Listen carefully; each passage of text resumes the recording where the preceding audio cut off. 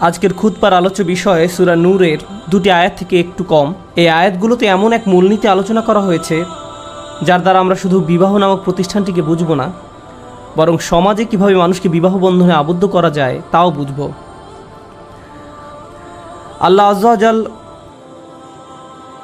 যার চেয়ে কেউ বেশি অলঙ্কারপূর্ণ ভাষায় কথা বলে না, অল্প কিছু শব্দের মাধ্যমেই তিনি এই বিষয়টাকে চমৎকারভাবে তুলে ধরেছেন যে কিভাবে মুসলিম কমিউনিটি এবং মুসলিম পরিবারগুলো তাদের ছেলে মেয়েদের বিয়ে দেওয়ার বিষয়টি চিন্তা করবে। বস্তুত এটা শুধু আপনার ছেলে বা মেয়ের বিয়ে দেওয়ার ব্যাপার নয়। যখন এই আয়াতগুলো অবতীর্ণ হয় তখন বহু মানুষ মাত্র ইসলামের ছায়াতলে আশ্রয় গ্রহণ করেছে। সুতরাং অনেকের কোনো মুসলিম পরিবার ছিল না। এমন অনেক মহিলা ছিলেন যাদের পিতামাতা মুসলিম ছিল না, তারা তাকে সমর্থন দিচ্ছিলেন না, তারা এখন সাহাবিয়াত এবং তারা অবিবাহিতা, অথবা যাদের বিবাহ ভেঙে গেছে, অধিকন্তু সন্তান সন্ততিও আছে ইত্যাদি। সাধারণ পরিবারগুলোতে আপনার ছেলে বা মেয়ে থাকে, তারা বড় হয়, তারপর বিয়ের বয়সে পৌঁছায়, আর আপনি তাদের বিয়ে দেওয়ার কথা ভাবেন। কিন্তু বৃহত্তর পরিসরে আমাদের পরিবার হলো গোটা উম্মাহ।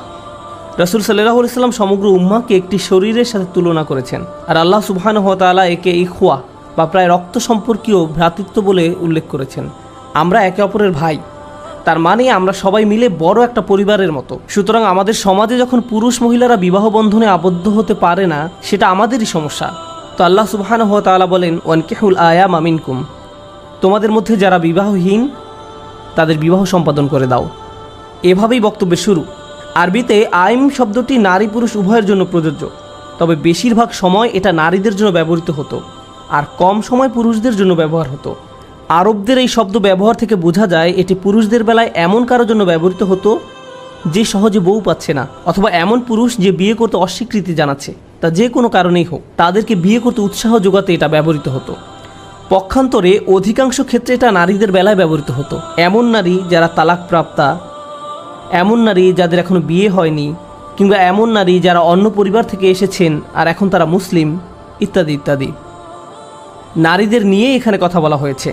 এখানে মজার যে বিষয়টার প্রতি আমি দৃষ্টি আকর্ষণ করতে চাই তা হলো আল্লাহ আযজা ওয়া জাল্লা এখানে সর্বপ্রথম তালাকপ্রাপ্তা নারীদের কথা উল্লেখ করেছেন। তালাকপ্রাপ্তা নারীদের প্রতি প্রথম দৃষ্টি দিয়েছেন উম্মুল মুমিনিন তথা রাসূল সাল্লাল্লাহু আলাইহি সাল্লামের স্ত্রীদের মাঝে অধিকাংশ ছিলেন তালাকপ্রাপ্তা বা বিধবা। রাসূল সাল্লাল্লাহু আলাইহি সাল্লামের সুন্নাহ হলো তালাকপ্রাপ্তা বা বিধবাদের বিয়ে করা। এটাই আসলে আমাদের রাসূল সাল্লাল্লাহু আলাইহি সাল্লামের একটি সুন্নাহ ছিল।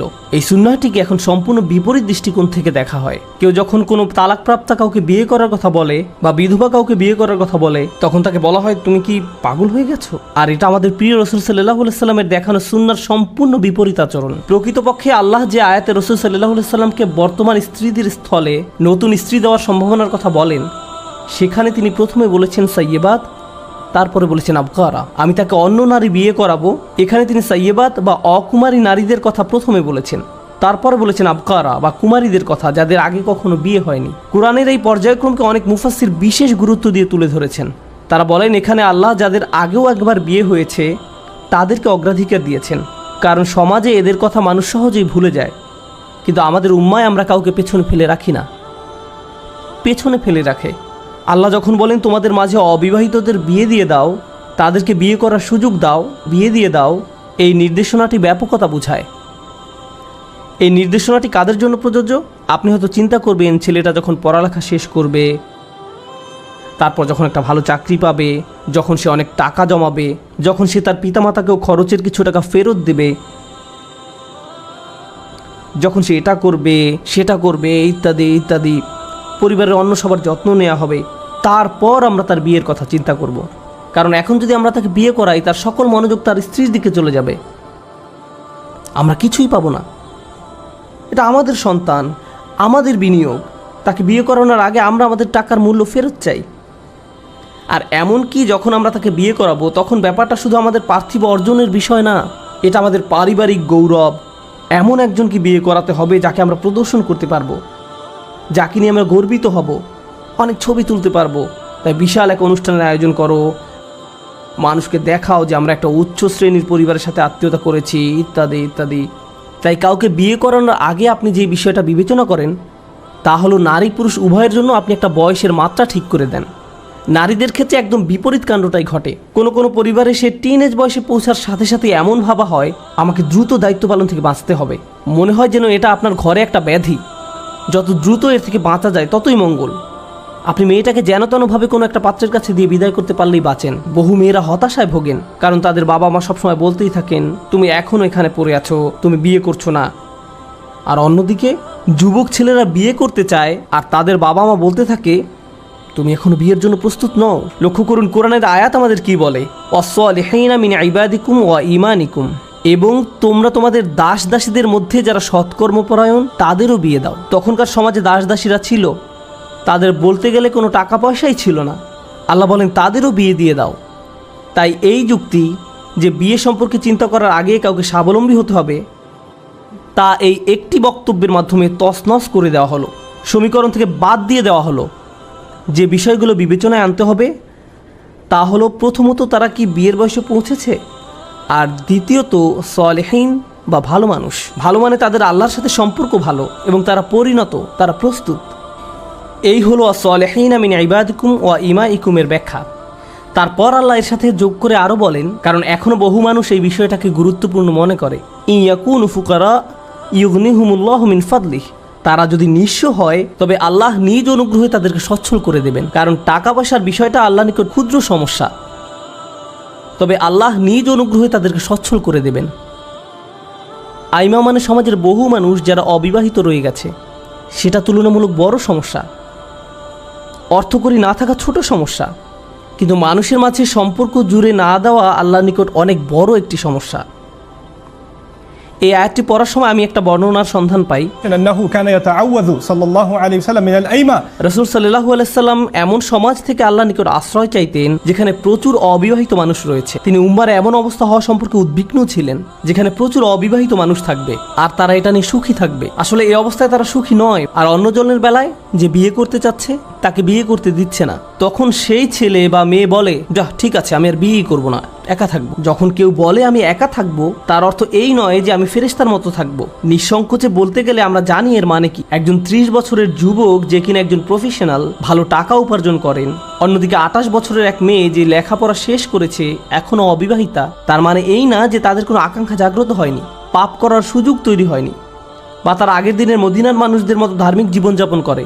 মদিনারও তার নিজস্ব ধরনের সমস্যা ছিল, মদিনাতেও নিজস্ব ধরনের পরিস্থিতি ছিল।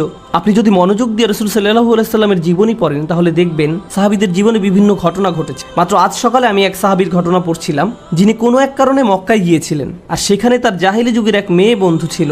আরবি বর্ণনায় যে শব্দটি ব্যবহার করা হয়েছে তা হলো খলিলা, মেয়ে বন্ধু, তার মুসলিম হওয়ার আগের জীবনের। তো মেয়েটি তাকে দেখতে পেল আর বলল তুমি কি আবার আমার সাথে নির্জনে থাকতে চাও? তখন সেই সাহাবী রাদিয়াল্লাহু তাআলা আনহু বললেন সম্ভব না, তোমার আর আমার মাঝে ইসলাম এসে গেছে। তখন মেয়েটি রেগে গেল এবং সে তার ভাই বন্ধুদের ডেকে তাকে মারধর করতে উদ্যত হলো।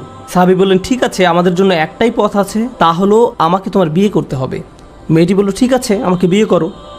তিনি বললেন আগে আমাকে রাসূল সাল্লাল্লাহু আলাইহি সাল্লামকে জিজ্ঞেস করতে হবে, কারণ তিনি জানতেন না যে অমুসলিম কাউকে বিয়ে করা যাবে কি না। তারপর তিনি রাসূল সাল্লাল্লাহু আলাইহি সাল্লামের কাছে ফেরত গেলেন এবং তাকে জিজ্ঞেস করলেন। তারপর এই আয়াত অবতীর্ণ হয় যে মুশরিক নারীদের বিয়ে করো না যতক্ষণ না তারা ঈমান গ্রহণ করে। আমি আমার আলোচনা থেকে একটু সরে গেছি। আমি যে কথাটি বলতে চাচ্ছি তা হলো কিভাবে আমরা বিয়েকে সহজ করে দেব, কারণ বিয়েকে কঠিন করা শয়তানের কাজ। শাহ ওয়ালিউল্লাহ রহমতুল্লাহ আলাইহি বুদ্ধিদীপ্তভাবে একটা ব্যাপার তুলে ধরেছেন। একটি সমাজে শয়তানের রাস্তা হলো হারামকে সহজ করে দেয়া আর হালালকে কঠিন করে দেয়া।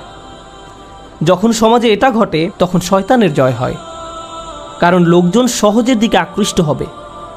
তাই আজকের সমাজে আপনি যদি চোখ দিয়ে আনন্দ পেতে চান, আপনার সামনে স্ক্রিন আছে, বিভিন্ন নিষিদ্ধ জায়গায় আপনি যেতে পারেন, আপনার অফিস বা ক্যাম্পাসে, আপনার মোবাইল ডিভাইসে, সোশ্যাল মিডিয়ায়, ডেটিং অ্যাপস, আরও কত রকমের উপকরণ আপনার হাতের মুঠোয়।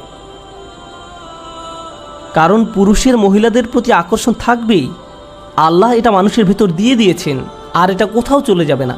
নারীরাও নিজেদের জন্য সঙ্গীর খোঁজ করবেই, এটাও আল্লাহ তাদের ভেতরে দিয়েছেন, এটা প্রকৃতিতেই রয়েছে। এই কারণেই পরিবার তৈরি হয়।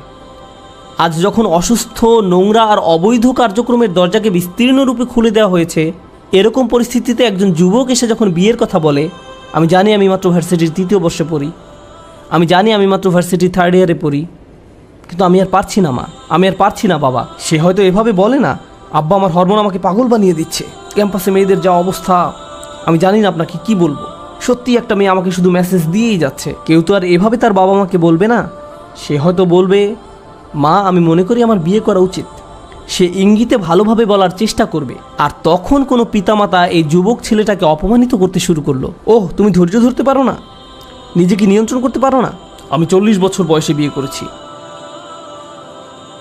কিভাবে আপনি 40 বছর বয়সে বিয়ে করেছেন? আপনার তো এখনই বয়স 50 বছর।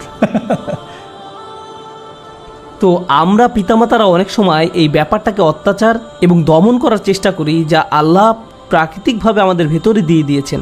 বিশেষত আজকের দিনে যখন হারামকে অত্যন্ত সহজ করে দেওয়া হয়েছে, আপনাকে স্বাভাবিক নিয়মনীতির বাইরে গিয়ে হালালকে সহজ করে দিতে হবে, সাধারণ নিয়মকানুনের বাইরে যেতে হবে। হালালের পথ উন্মুক্ত করার মাধ্যমেই কেবল আপনি হারামকে মোকাবেলা করতে পারবেন। ফলে আমরা আমাদের তরুণ তরুণীদেরকে বলতে পারবো, হালাল পথ তোমাদের জন্য উন্মুক্ত। কোনো ভুল করার চিন্তা করারও আগে আমাদের সাথে কথা বলো, আমাদের জানতে দাও।